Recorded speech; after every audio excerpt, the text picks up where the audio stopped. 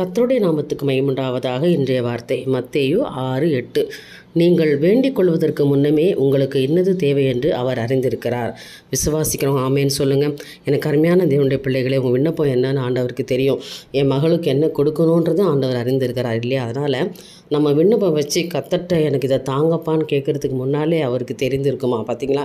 எப்பேற்பட்ட ஒரு நம்மளை குறித்து தேவன் அக்கறை உள்ளவராக இருக்கிறார் இல்லையா? தேவன் அதை புரிந்து கொண்டிருக்கிற என் பிள்ளையை நான் ஆசீர்வதிப்பேன், நான் அவளுக்கு நான் கொடுப்பேன், என் மகனுக்கு வேண்டிய உதவியில் நான் செய்வேன் அப்படின்னு சொல்லி தேவன் இன்றைக்கு உங்கள் பேரில் பிரியமாக இருக்கிறார். அதான் வேண்டிக் கொள்வதற்கு முன்னமே உனக்கு என்ன தேவை என்பதை என் தேவன் அறிந்திருக்கிறார். அதனால் இந்த நாளில் உங்கள் தேவைகளை தேவன் சந்திப்பார், குறையை நிறைவாக்குவார். இன்றைய தினம் ஒரு அற்புதத்தை காண்பீங்க.